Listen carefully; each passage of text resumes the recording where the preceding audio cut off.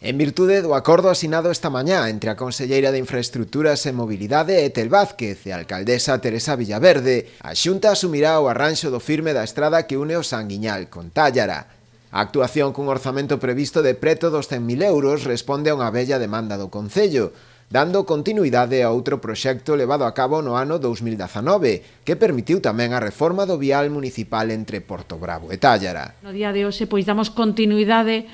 a esas primeiras obras do ano 2019 e a continuidade para mellorar o firme desa estrada entre Tállara e Sanguiñal, e o que queremos é ao longo pois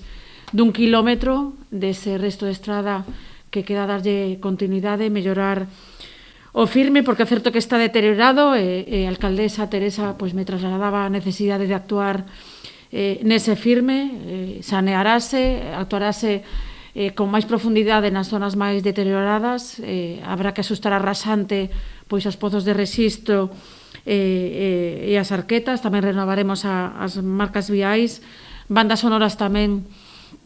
para a reducción da velocidade. Estamos encantados de que este en Lousame e de que sempre que vamos a xunto dela pois nos escoite e intente pois os proxectos que lle mandamos na medida do posible e seguiremos pois